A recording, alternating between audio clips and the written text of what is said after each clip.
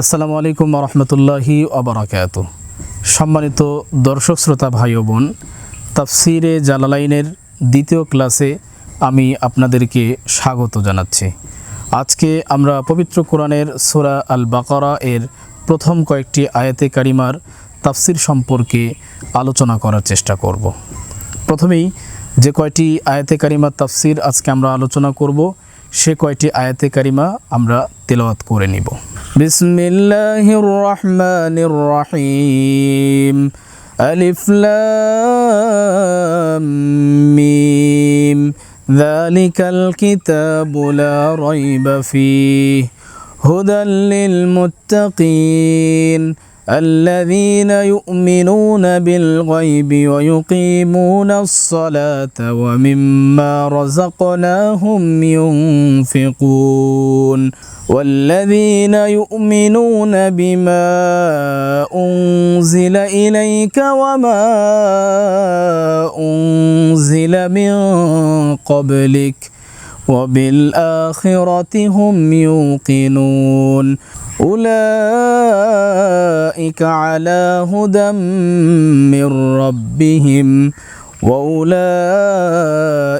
هم المفلحون صدق الله العظيم। সরল অনুবাদ শুরু করছি আল্লাহর নামে, যিনি সকলের প্রতি মেহেরবান, পরম দয়ালু। আলিফ লাম মিম এর অর্থ ও মর্ম মহান আল্লাহ ভালো জানেন। যালিকাল কিতাবু লা রাইবা ফীহি, এই কিতাব যার ক্ষেত্রে কোনো সন্দেহ নেই। হুদাল লিল মুত্তাকিন, এটি মুত্তাকিনদের জন্য হেদায়েত স্বরূপ। আল্লাযীনা ইউমিনুনা বিল গায়বি ওয়া ইউকিমুনাস সালাতা ওয়া মিম্মা রাযাকনাহুম ইউনফিকুন, যারা অদৃশ্যের প্রতি বিশ্বাস স্থাপন করে, নামাজ কায়েম করে এবং তাদেরকে আমি যে রিজিক দান করেছি তা থেকে ব্যয় করে।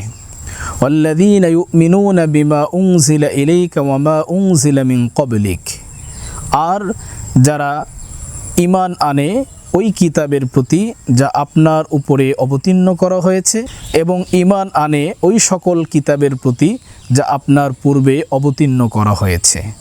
অবিল আখিরাতি হুম ইউকিনুন, আর তারা আখিরাতের প্রতি দৃঢ়ভাবে বিশ্বাস স্থাপন করে।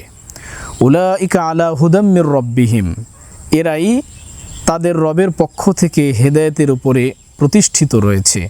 উলাইকা হুমুল মুফলিহুন, আর এরাই প্রকৃত সফল। এ পর্যায়ে আমরা তাফসিরে জালালাইনের মূল ইবারত পাঠ করব এবং তা বিশ্লেষণ করার চেষ্টা করব। আলহামদুলিল্লাহি হামদান মুআফিয়ান লিনিআমিহি মুকাফিয়ান লিমাজিদিহি, সমস্ত প্রশংসা আল্লাহর জন্য। আমরা আল্লাহর প্রশংসা করছি তার নেয়ামত রাজির সমপরিমাণ। মুকাফিয়ান লিমাজিদিহি, আমরা তার প্রশংসা করছি তার অতিরিক্ত অনুগ্রহ সমূহের সমপরিমাণ।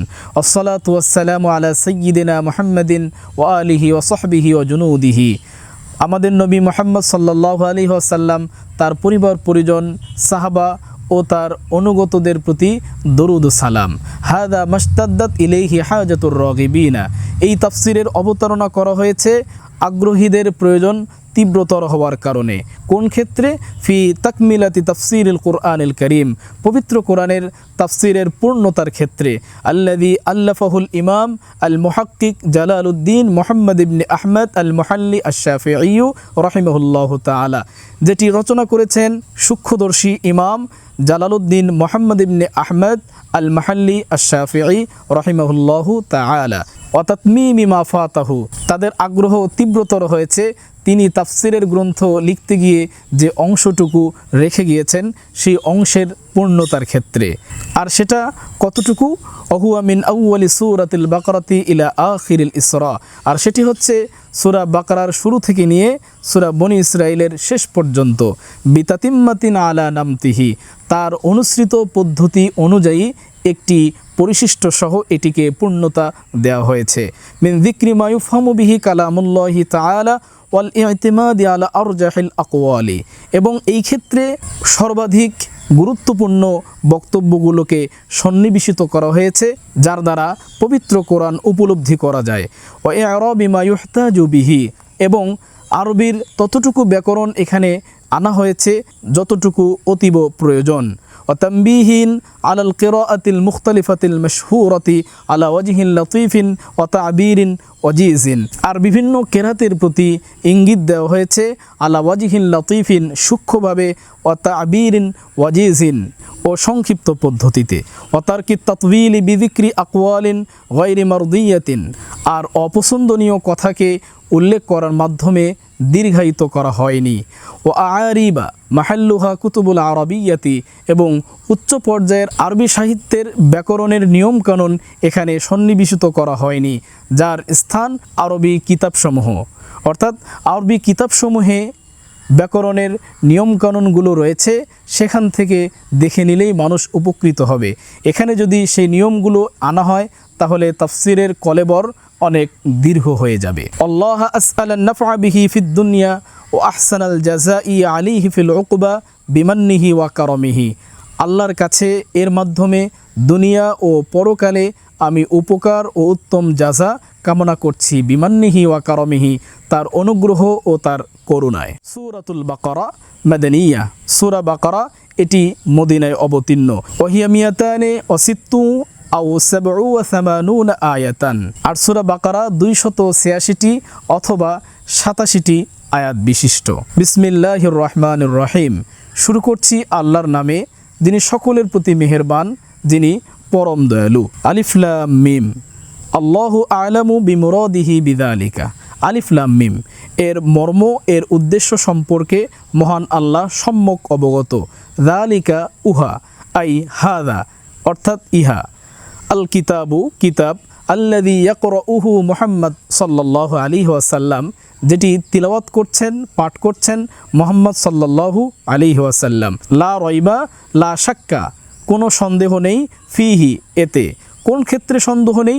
আন্নাহু মিন ইনদিল্লাহি, পবিত্র কোরআন যে আল্লাহর পক্ষ থেকে অবতীর্ণ হয়েছে, এক্ষেত্রে কোনো সন্দেহ, কোনো সংশয় নেই। অজুমলাতুন নাফি খবরুন মুবতাদাউহু যালিকা, আর এখানে নাবাচক বাক্যটি খবর, যার মুবতাদা হচ্ছে যালিকা।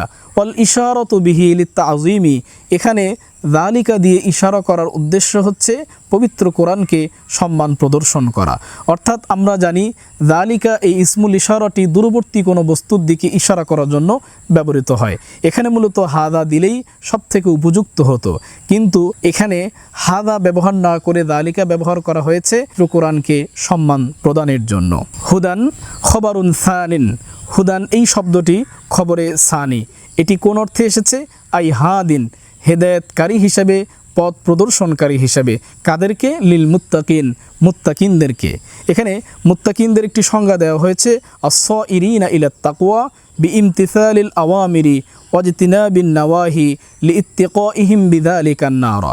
মুত্তাকি হচ্ছে তারা যারা আল্লাহর নির্দেশসমূহ পালন করে এবং তার নিষেধসমূহ থেকে নিজেকে বিরত রেখে তাকওয়ার দিকে অগ্রগামী হয়, তারাই হচ্ছে মুত্তাকি।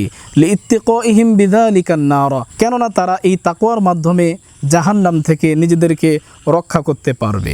আল্লাযীনা ইউমিনুনা, যারা ঈমান আনে। ঈমান আনে বলতে ইউসাদ্দিকুনা, যারা সত্য বলে মেনে নেয়। বিল গায়বি, অদৃশ্যকে। অদৃশ্য কি? বিমা গাবা আনহুম, যা তাদের থেকে অদৃশ্য বা যা তারা দেখতে পায় না। সেটি কি কি?